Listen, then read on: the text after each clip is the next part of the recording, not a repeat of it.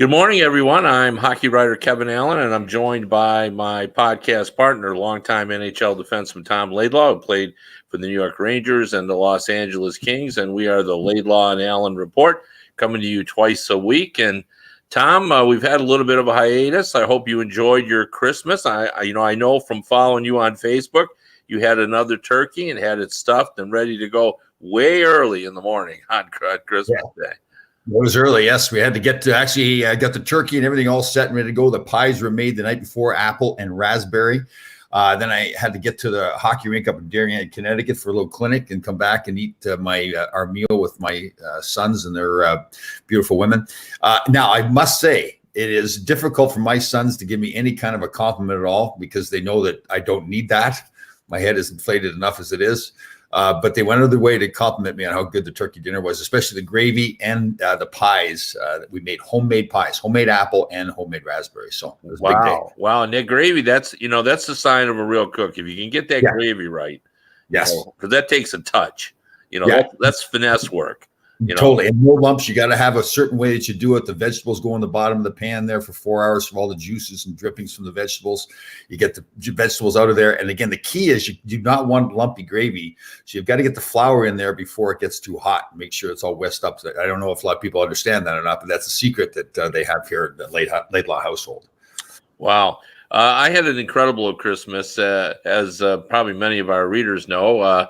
I was a victim of downsizing at USA Today and lost my job. And I think my family kind of felt that I maybe needed an emotional lift because, boy, the gift giving that I got this year was incredible. And I got from my former colleagues at USA Today a Red Wings jersey. But the key of that is my name was on the back, and it's a number 37 for the number of years I had worked at Gannett. So that was a very touching gift. And my oldest grandchild, Nora, got us a Christmas ornament with depictions of our two new dogs on it. And then my eldest daughter gave me and I had never seen this before until like a week before Christmas. And I happened to say, well, that's the coolest thing I've ever seen. And it was overheard. And the next thing you know, and it is a table curling game. And you basically, me and my grandkids will, put it on a table and you basically kind of like marbles, flip your curling rocks down the board, trying to get to the center and, so forth. And I thought that was way cool. But probably the most incredible gift is my son. I unwrapped, and it was a poster, a handmade poster saying he was taking me to the 2020 Major League Baseball All-Star game in Los Angeles. And what made that so cool is that when he was a kid, I used to take him. And now that he's older and a professional and he's an occupational therapist, he's taking his old man to LA to go to the All-Star game. So it was a really great Christmas, and I really had an incredible time. The house was filled, and I'm one of those guys that I like to watch the Christmas movies and have everybody around, and that was it was all that I could have hoped for. It's funny. It's you and I guess, we've known each other for over 30 years, but really became friends when I got out of playing and became an agent. So I guess that's 90, 91. So close to, 29, 28 years. And the one thing I think, Kevin, that's always impressed me about you, no matter what's going on, and I joke around about all the Hall of Fames that you're in and all that stuff, but no matter what happens in your life, your family is the utmost importance to you. Nothing comes before your family, and I've always respected that about you. So, well, I appreciate that. I do have to tell the story, though. It was so funny. Like most people think that I know Tom from covering him, and certainly I did interview him. I remember that, but he was one of those guys that wasn't easy to approach. Like, he wasn't a guy that it was going to be my go-to guy. He didn't like being Mr. Media, but when he became an agent is when we became buddies. He had started out, he represented some clients, he introduced himself, and I said, well, I know you, Tom, from covering you, but he was a much different guy as an agent than he was as a player when he didn't have to have that kind of macho image. The real Tom Laidlaw sort of came out. There's a lot of guys like that. I'm always remarked about John Van Beesbrook, a former teammate. When I covered him, he was a bit ornery half the time. Now, when you see him, he's one of the nicest guys. I love talking to John Van Beesbroek. It is funny now when I see players act like that. Now I think to myself, like, oh God, come on! But then I remember I was exactly the same way. And once you get out of the game, they're gonna realize, well, things are different. And I can't remember. It came up the other day. I can't remember talking about stuff, but it's just that player mode where you think that's the real world. You've grown up your whole life being a player. You think that's the real world, and that's the way you act. So it's different once you get there. But so how many years were you at USA Today? 34. I was the beat writer. I was 34 plus. I was there a few months before. It's actually, kind of an interesting story. I had actually come there primarily with a reputation for writing baseball, and when I showed up, there was kind of a thought, okay, you'll work your way into a baseball job. But they needed a hockey writer at the time, and Rod Beaton, who had moved to baseball from hockey, told Henry Freeman, he said, Kevin's from Michigan. He covered training camp in Port Huron, which is where the paper was I was before. I'm pretty sure he covered Red Wing games, which I had. Was there for Steve Yzerman's first training camp. He goes, I'm pretty sure Kevin speaks hockey fluently, was the phrasing he used. And Henry Freeman, the sports editor, called me in. He said, how would you like to do that? Be the hockey writer on a temporary basis while I conduct a national search. And I said, sure, I'll take it temporarily. And I held it temporarily for 34 seasons. That's good. So it was a great run. And, I'm certainly not bitter. A lot of my friends had lost their jobs earlier than I had. And, it's just one of those things. A lot of industries are going through it. And journalism is not free from that. The media and both television and newspapers have, we've had significant layoffs, and just speaks to, time marching on and the evolution of the way we do things. I mean, the fact that Tom and I are doing a podcast, that would have been unheard of 15 years ago, but it's just a different, world now. So looking forward to new horizons. I'm not quite sure. I've got some freelance assignments already, and I'm going to continue to do this podcast and do some other things as well. And we'll see what happens. I mean, I'm open. I'm not ready to retire, not by, by a long shot. So, we'll kind of, see what happens. But one thing I did want to bring up that, I brought this up, that the first player I ever interviewed as the USA Today beat writer was Mike Bossy. It was probably good because he was one of the nicest guys on and off the ice. So I interviewed him, and he was already a superstar by that point, 50-goal scorer on a consistent basis, and he was just like the nicest guy in the world. It was like we were, old buddies. And I thought, man, if all hockey players are like this, this is going to be a lot easier than baseball. Which baseball, it was a tough grind. The guys were a little more difficult than hockey players, and that actually turned out to be true. That hockey players were easier to deal with than baseball players. But I do have to point out that the last player, or actually former player, that I interviewed in my capacity as USA Today's beat writer was Jeremy Roenick. That's the next story we're going to talk about, because I was talking to him about playing for Mike Keenan, because I knew the story he had told me about Mike Keenan grabbing around the neck, and I knew that unlike some of the other situations, he did not see it as an assault. And now we've flash forward to probably a week after that, and Jeremy's gotten himself in trouble. And I know him pretty well. I wrote 2 books with him, and he's a controversial figure, to be sure. But I always say his heart is in the right spot. But I got to say, Tom, he didn't think this through very well to get on there and make the comments and get on there on the podcast, Spittin' Chicklets, which, by the way, is an entertaining podcast. Yeah. It really is. But he was on there, and he made some comments about Catherine Tappan and about Patrick Sharp and about Anson Carter. And all of them, you could argue, were meant to be flattering. I mean, and I'm going to put that word in quotes, but I think Jeremy probably meant them to be. I think he believed he was having fun. Yeah. But you just can't say that stuff. This is the 21st century, and What was your take on it? Did he deserve to be suspended for that? Well, given all that's happening right now, I think absolutely he deserves to be suspended. And I think you're right. I don't know JR as well as you do, but the time I've spent with him, he's a fun-loving guy. Part of the reason why he is popular on TV is you can't wait to see what he's going to say next. Just the fact that he went on that show, Spittin' Chicklets on Barstool Sports, and like you said, it's a funny show. But when you watch that show, it is controversial. They make controversial statements. They are on the edge. And JR, I guess looking back at it, probably would have even regret just going on the show at all. It wasn't going to do him any good. It probably helped the show more. And I don't mean that disrespectful towards them at all. They're very clear and open with the way they are.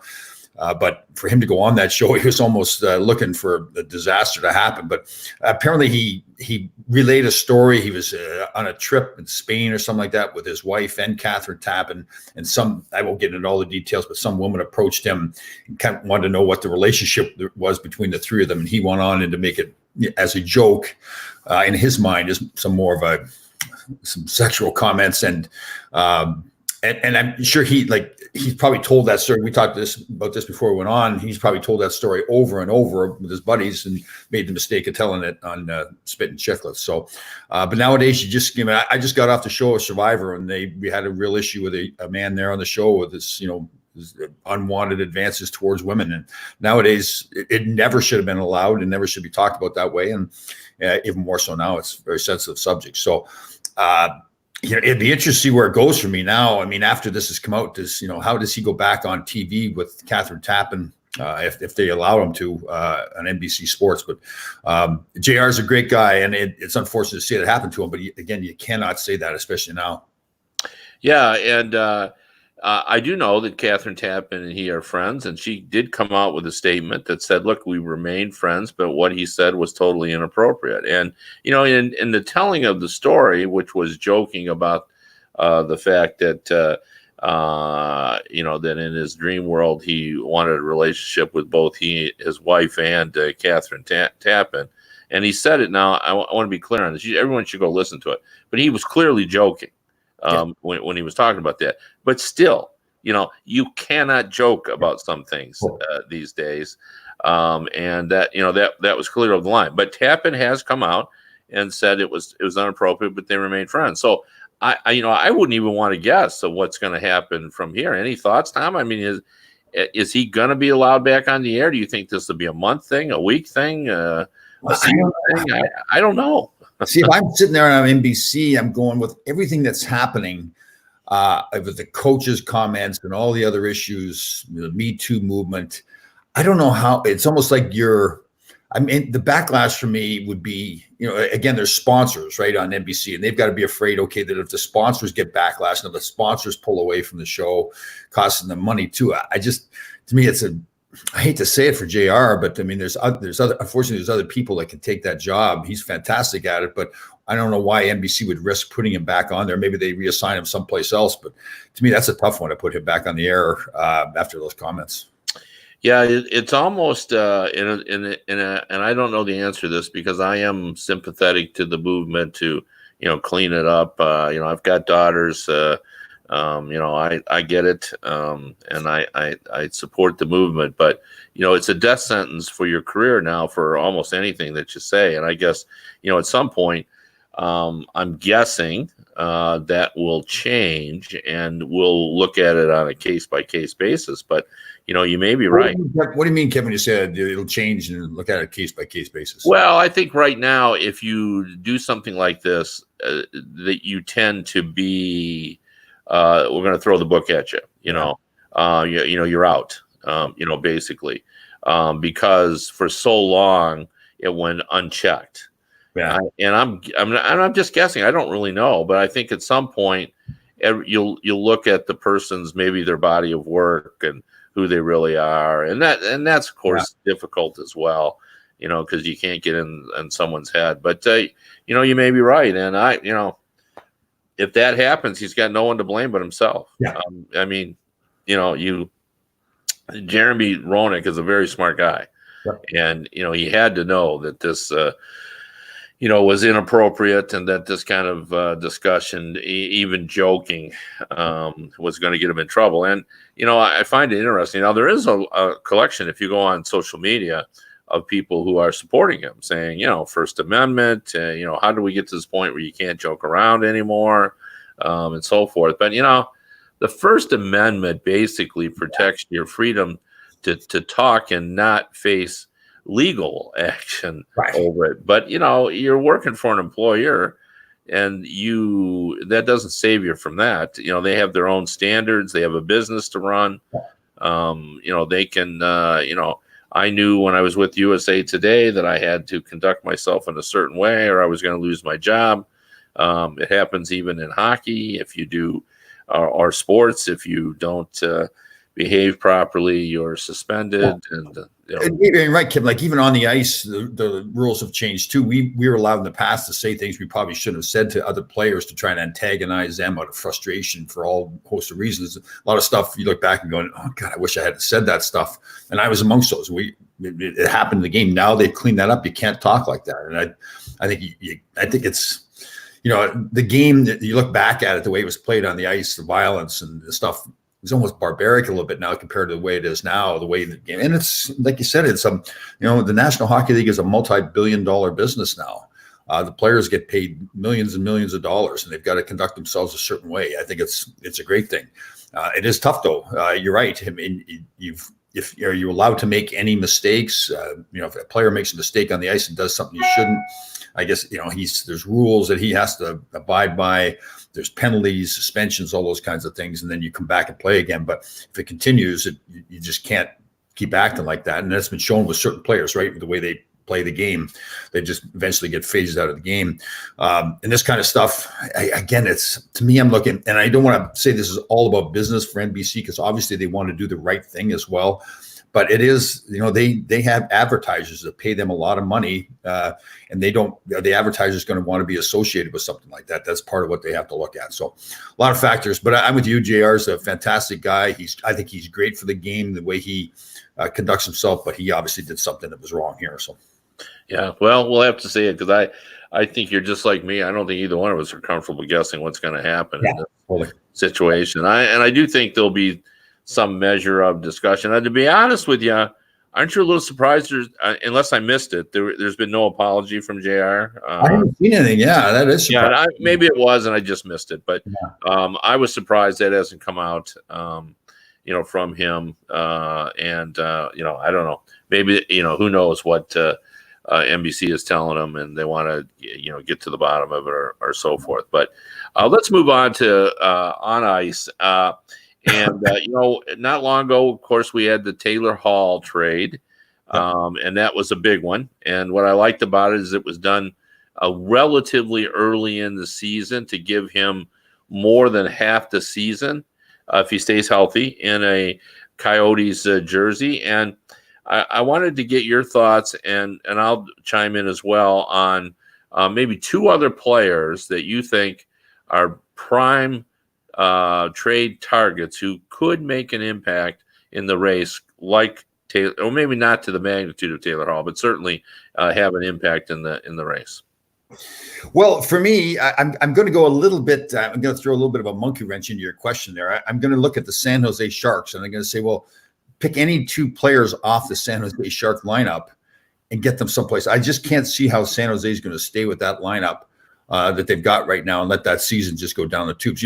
We look back last year, St. Louis was in the last place. Somebody gave the stat. Was it just recently around this time last year? St. Louis was 31st in the National Hockey League and went on and won the Stanley Cup. But they made changes. They fired their coach, and that turned things around. That hasn't happened. It doesn't seem like it's happened that much in San Jose yet. After they fired Pete DeBoer.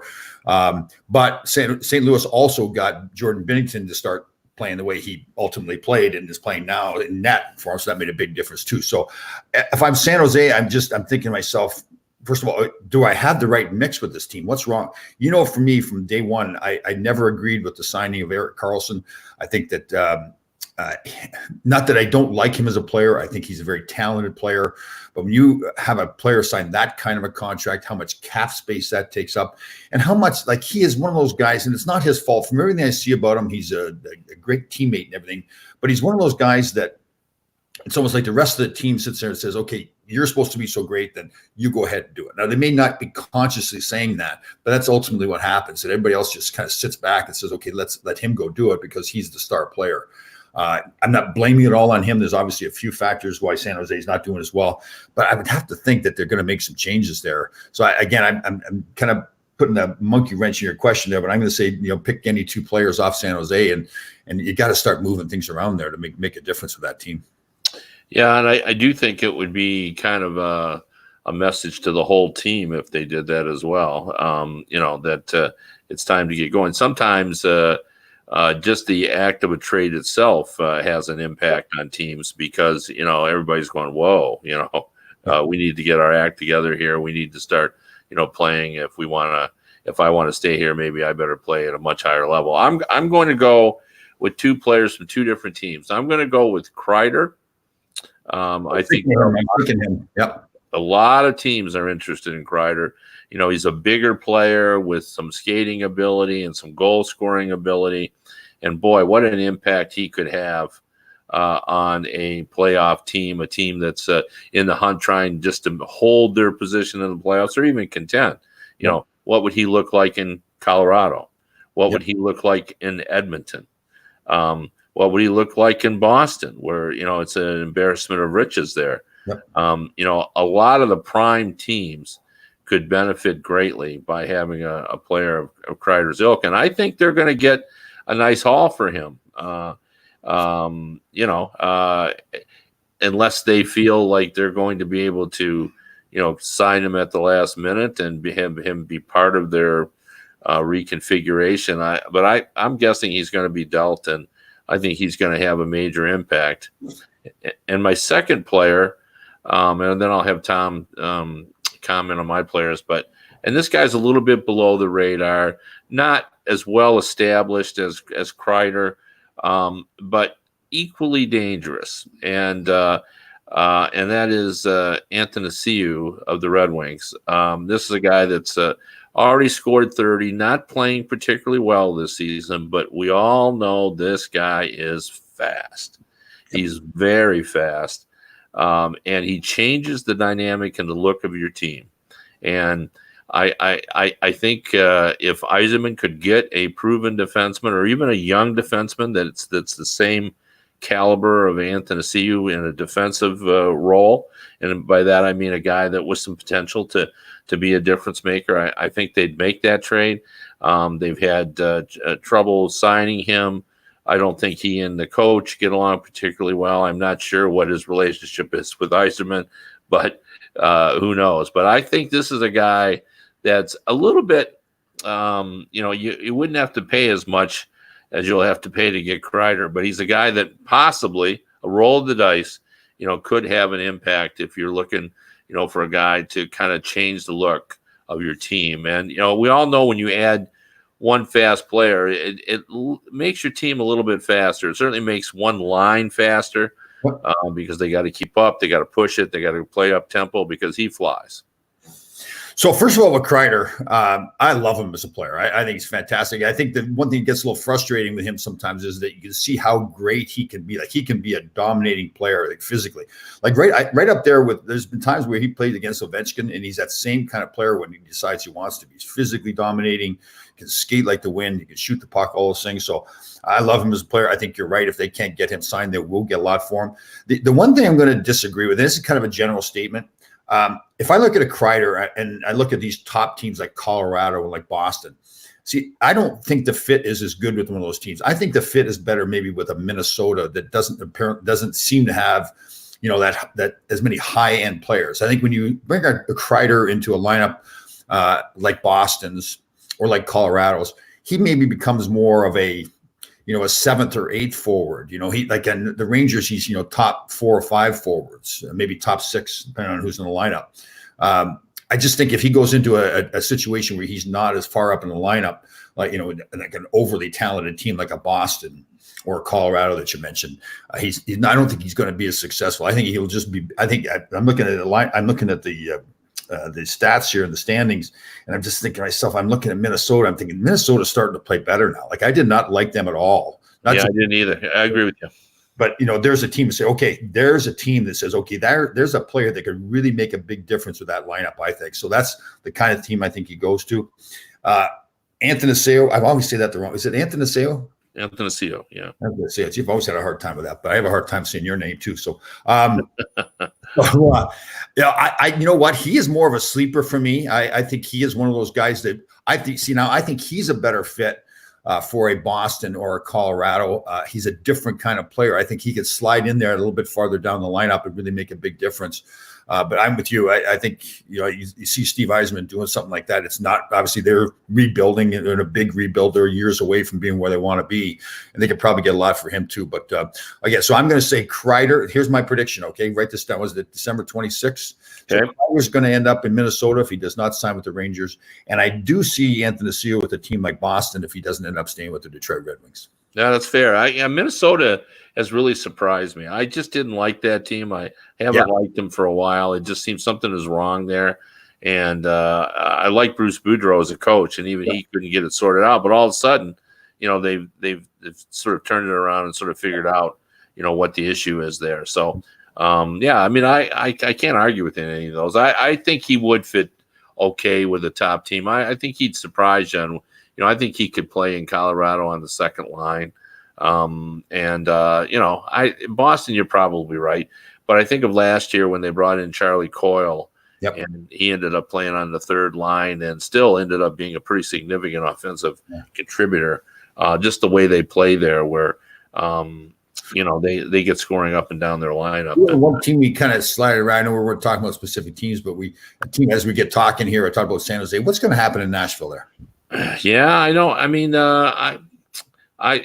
were the first to say that you felt that Laviolette was in trouble, and it was all based on your read of how the team was playing. And subsequent to that, I'm now under the standing that he is under, kind of on the hot seat, that they are reviewing what's going on there and trying to decide. And because David Poile has long been loyal, I think people think that Peter Laviolette is safe, and I don't feel that way. I think that I don't think he has the same relationship. Not that it's bad. I don't jump the gun, but I don't think he has the same relationship he had with Brian Murray, the late Brian Murray, when he was in Washington, or with Barry Trotz, who was his only coach for the longest time in Nashville. So I think if they don't start playing like a top team in the league, I think they could make a change there. There's no doubt about that. Final thing before we get going here, I wanted to ask you about underrated teams. Look at the standings and give me one team that you think that we're not giving enough credit to. I think the Vancouver Canucks. I think that talented group of forwards there, we don't see them out in the West Coast very much. They're right there close to being in the playoffs, where they're 1 point out of the playoff spot right now. They got some talented group of forwards. I like them a lot. We just don't get, like I said, to get to see them. And the defensemen are pretty good too. I watch that team play, and it's just I don't really watch all the games. I just more see the highlights, and you kind of like that wow factor with them. They've got a lot of high end forwards. I like them a lot. Well, I'm going with the Philadelphia Flyers. Here we are now. We're 37 games in, and they are 21, 11, and 5 with a goal differential of plus 15. They've really played well at home. They've struggled a little bit on the road. They're below 500, but and I think they're sort of kind of coming together there. And I think they're a factor in that Metropolitan. They're not nearly as good as the Washington Capitals, who I've been so impressed with, to be sure. But, they're not that far behind the New York Islanders. I think the Islanders are better set up for the playoffs than the Flyers are, just because the Islanders are really kind of a defense first team, and are also very. Hold on, sorry to interrupt you. What did Barry Trotz send you for a Christmas gift this year? Did he get you? Yeah, surprisingly, I didn't get anything from Barry. So is that right? I guess it's no special day. You guys. Yeah, I was wondering how long it was going to take you. That here I am talking about the Flyers, and I moved smoothly. I felt very smoothly into the Islanders. Barry Trotz. Yeah, and then wow, here we go. We're on the thing. But anyway, I give kudos to the Flyers. I think they're flying under the radar. They've played pretty well. And I think they got to be happy with the way things are going there. You're gonna have to show me more though before I'm going to put you in the list of top contenders. But I do think that this team is much better than people anticipated. And I don't think anybody's paying much attention to them. That's for sure. And I'm with you. The one player that I was not really high on when they signed him to the contract that was Kevin Hayes. But the way he's playing now, he deserves that contract. The question is, can he continue to play like that? I hope he does. He's a good player. Well, it's interesting. I want to ask you this before we go. Sometimes I think that people number 2 centers are often number 1 centers that didn't make the grade, or they're on a team where they've got another really good. I think Kevin Hayes was born to be a number 2 center. Yeah. I just think that's his role. I agree with you. He hasn't got the personality to be a number 1 center. Yeah. That's just perfect for him. I just think, you bring him in, and I don't care, who's at number 1 or what they're doing. You just make him number 2 because I think he's comfortable there. I think he's a really good player. I think he does everything you need out of a number 2 center. So I like that. Anyway, you've been listening to the Laidlaw and Allen Report. I'm Allen. He's Laidlaw. We'll be back next week. See you next week, guys.